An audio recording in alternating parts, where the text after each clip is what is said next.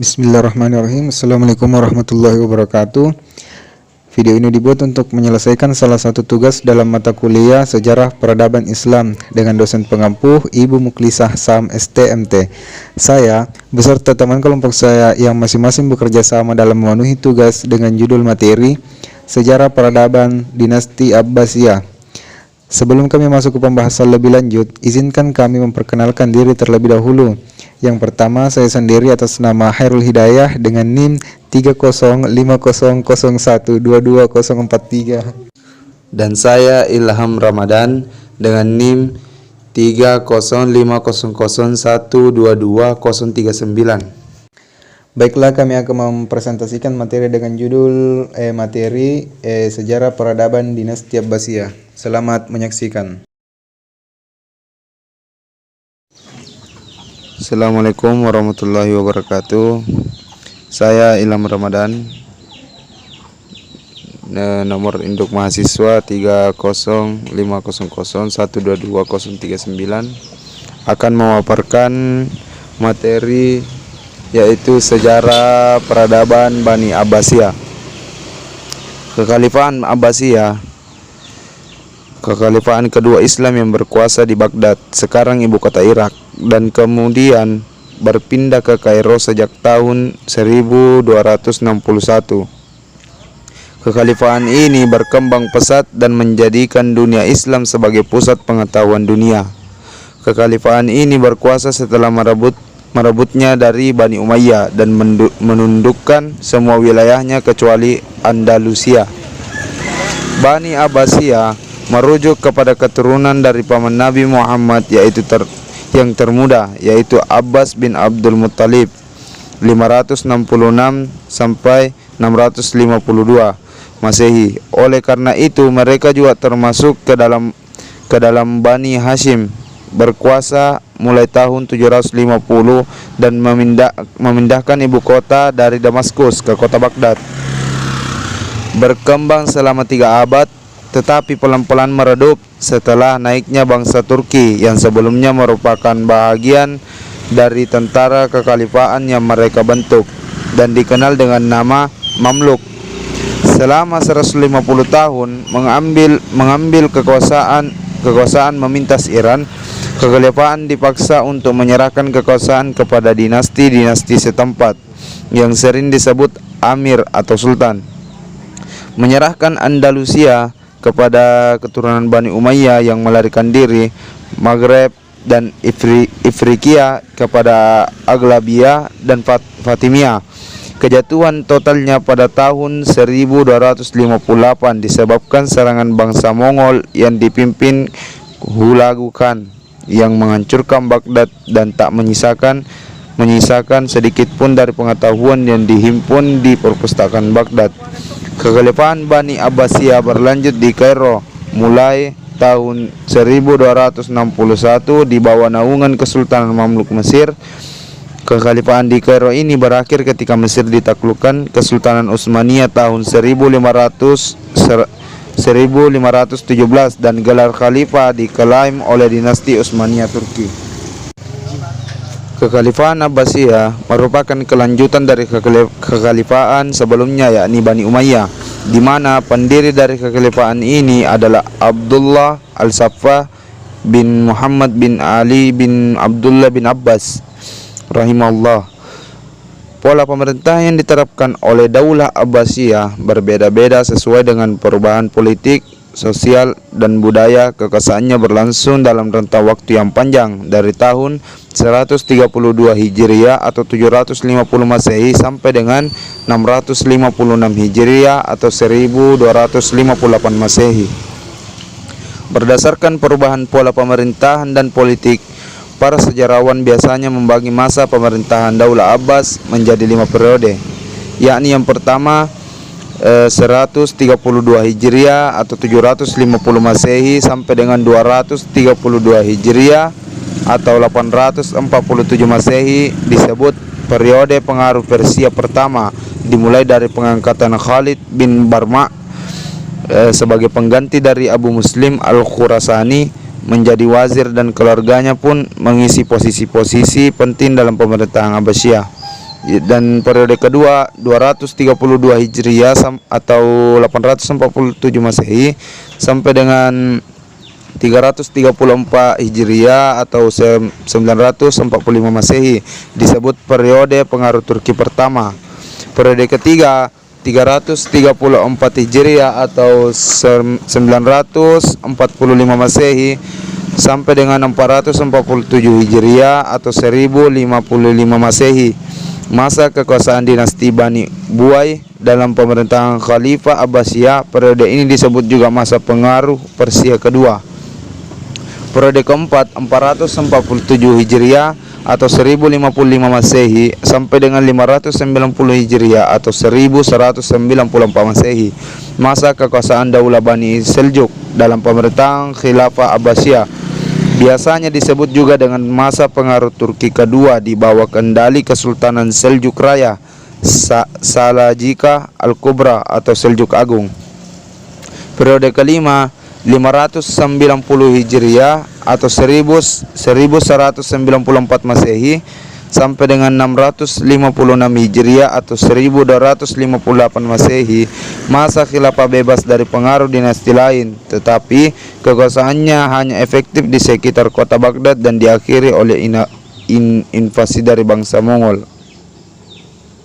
Pada periode pertama, pemerintahan Bani Abbas mencapai masa keemasannya. Secara politis, para khalifah betul-betul tokoh yang kuat dan merupakan pusat kekuasaan politik dan agama sekaligus. Di sisi lain, kemakmuran masyarakat mencapai tingkat tertinggi. Periode ini juga berhasil menyiapkan landasan bagi perkembangan filsafat dan ilmu pengetahuan dalam Islam. Namun, setelah periode ini berakhir, pemerintahan Bani Abbas mulai menurun dalam bidang politik, meskipun filsafat dan ilmu pengetahuan terus berkembang. Masa pemerintahan Abu al-Abbas, pendiri dinasti ini, sangat singkat, yaitu dari tahun 750 sampai dengan 754 Masehi. Selanjutnya digantikan oleh Abu Ja'far al-Mansur 754 sampai dengan 775 Masehi, yang keras menghadapi lawan-lawannya terutama dari Bani Umayyah, Khawarij dan juga Syiah. Untuk memperkuat kekuasaannya, tokoh-tokoh besar yang mungkin menjadi saingan baginya satu persatu disingkirkannya. Abdullah bin Ali dan Salih bin Ali, keduanya adalah pamannya sendiri yang ditunjuk sebagai gubernur oleh khalifah sebelumnya di Syria dan Mesir, dibunuh karena tidak bersedia membaiatnya. Al-Mansur memerintahkan Abu Muslim Al-Khurasani melakukannya dan kemudian menghukum mati Abu Muslim Al-Khurasani pada tahun 755 Masehi karena dikhawatirkan akan menjadi pesaing baginya. Pada mulanya, ibu kota negara adalah Al-Hashimiyah dekat Kufah. Namun, untuk lebih memantapkan dan menjaga stabilitas negara yang baru berdiri itu, Al-Mansur memindahkan ibu kota negara ke kota yang baru dibangunnya, yaitu Baghdad, dekat bekas ibu kota Persia, tahun 762 Masehi. Dengan demikian, pusat pemerintahan dinasti Bani Abbas berada di tengah-tengah bangsa Persia. Di ibu kota yang baru ini, Al-Mansur melakukan konsolidasi dan penertiban pemerintahannya, diantaranya dengan membuat semacam lembaga eksekutif dan yudikatif. Di bidang pemerintahan, dia menciptakan tradisi baru dengan mengangkat wazir sebagai koordinator dari kementerian yang ada. Wazir pertama yang diangkat adalah Khalid bin Barmak, berasal dari Balkh, Persia. Dia juga membentuk lembaga protokol negara, sekretaris negara, dan kepolisian negara. Di samping membenahi angkatan bersenjata, dia menunjuk Muhammad bin Abdurrahman sebagai hakim pada lembaga kehakiman negara. Jawatan pos yang sudah ada sejak masa dinasti Bani Umayyah ditingkatkan peranannya dengan tambahan tugas. Kalau dulu hanya sekedar untuk mengantar surat, pada masa Al-Mansur, jawatan pos ditugaskan untuk menghimpun seluruh informasi di daerah-daerah sehingga administrasi kenegaraan dapat berjalan lancar. Para direktur jawatan pos bertugas melaporkan tingkah laku gubernur setempat kepada khalifah. Khalifah Al-Mansur berusaha menaklukkan kembali daerah-daerah yang membebaskan diri dari pemerintah pusat dan memantapkan keamanan di daerah perbatasan. Di antara usaha-usaha tersebut adalah merebut benteng-benteng di Asia, kota Malatya, wilayah Cappadocia, dan Sisilia pada tahun 756 sampai 758 Masehi. Ke utara bala tentaranya melintasi pegunungan Taurus dan mendekati Selat Bosporus. Di pihak lain, dia berdamai dengan Kaisar Konstantin V dan selama gencatan senjata 758 sampai 765 Masehi, Bizantium membayar upeti tahunan. Bala tentaranya juga berhadapan dengan pasukan Turki Khazar di Kaukasus, Delami di Laut Kaspia, Turki di bagian lain Oxus dan India. Pada masa Al-Mansur ini, pengertian khalifah kembali berubah. Dia berkata, "Inna ma'ani sultan Allah fi ardihi. Sesungguhnya saya adalah kekuasaan Tuhan di buminya." Dengan demikian, konsep khilafah dalam pandangannya dan berlanjut ke generasi sesudahnya merupakan mandat dari Allah, bukan dari manusia. Bukan pula sekedar pelanjut Nabi sebagaimana pada masa Al-Khulafa Ar-Rasyidin. Di samping itu, berbeda dari daulat Bani Umayyah, Khalifah Abbasiyah memakai gelar tahta seperti Al-Mansur, dan belakangan gelar tahta ini lebih populer daripada nama yang sebenarnya.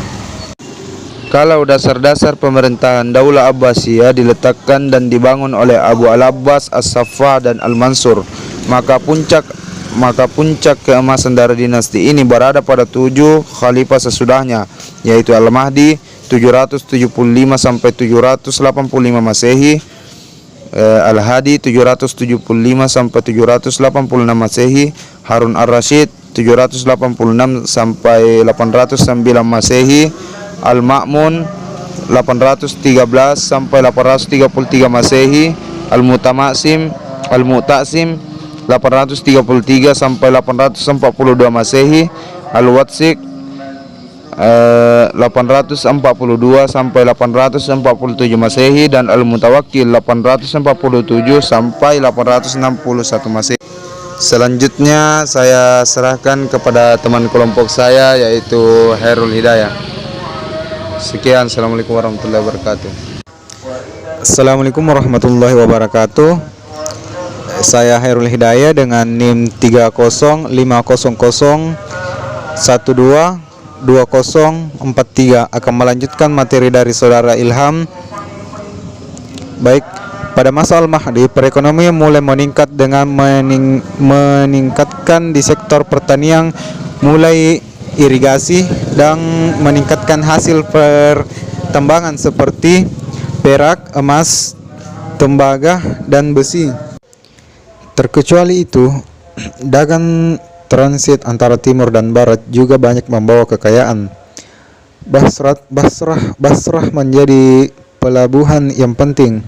Popularitas Daulah Abbasiyah mencapai puncak pada zaman Khalifah Harun Ar-Rasyid rahimakumullah 786 sampai 809 Masehi, dan putranya Al-Ma'mun 813 sampai 833 Masehi. Kekayaan negara banyak dimanfaatkan Harun Al-Rasyid untuk keperluan sosial dan mendirikan rumah sakit, lembaga pendidikan kedokteran, dan farmasi. Pada masanya sudah mendapat paling tidak sekitar 800 orang dokter. Di samping itu, pemandian umum juga dibangun, kesejahteraan sosial, kesejahteraan pendidikan, ilmu pengetahuan, dan kebudayaan, serta kesejahteraaan berada pada zaman keemasannya. Pada masa inilah negara Islam menempatkan dirinya sebagai negara terkuat dan tak tertandingi.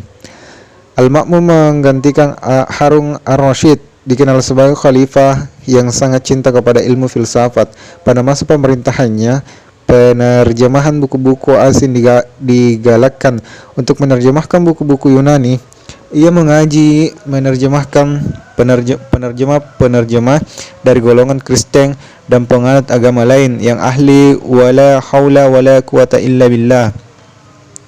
Ia juga banyak mendirikan sekolah. Salah satu karya besarnya yang terpenting adalah pembangunan Baitul Hikmah, pusat penerjemahan yang berfungsi sebagai pengurus perguruan tinggi dengan perpustakaan yang besar. Pada masa Al-Ma'mun, inilah Baghdad mulai menjadi pusat kebudayaan dan ilmu pengetahuan. Al-Mu'tasim, khalifah berikutnya 833 sampai 842 Masehi, memberi peluang besar kepada orang-orang Turki untuk masuk dalam pemerintahan. Keterlibatan mereka dimulai sebagai tentara pengawal, tidak seperti pada masa Daulah Umayyah. Dinasti Abbasiyah mengadakan perubahan sistem ketentaraan. Praktik orang-orang Muslim mengikuti perang sudah terhenti. Tentara dibina secara khusus menjadi prajurit-prajurit profesional. Dengan demikian, kekuatan militer dinasti Bani Abbasiyah menjadi sangat kuat. Walaupun demikian, dalam periode ini banyak tentara dan gerakan politik yang mengganggu stabilitas, baik dari kalangan Bani Abbas sendiri maupun dari luar. Gerakan-gerakan itu seperti gerakan Syiah Bani Umayyah dan kalangan intern Bani Abbas, revolusi Al-Khawarij di Afrika Utara, gerakan Ziddiq di Persia, gerakan Syiah, dan konflik antar bangsa dan aliran pemikiran keagamaan, semuanya dapat dipadamkan. Dari gambaran di atas, Bani Abbasiyah pada periode pertama lebih menekankan pembinaan peradaban dan kebudayaan Islam pada perluasan wilayah. Inilah perbedaan pokok antara Bani Abbas dan Bani Umayyah. Di samping itu, ada pula ciri-ciri menonjol dinasti Bani Abbas yang tak mendapat pada zaman Bani Umayyah. 1. Dengan perpindahan ibu kota ke Baghdad, pemerintahan Bani Abbas menjadi jauh mengaruh Arab. Baik, mungkin sampai di sinilah penjelasan dari kelompok kami. Mohon maaf jika ada kesalahan karena manusia tidak luput dari kesalahan. Dan saya akhiri dengan ucapan Assalamualaikum warahmatullahi wabarakatuh.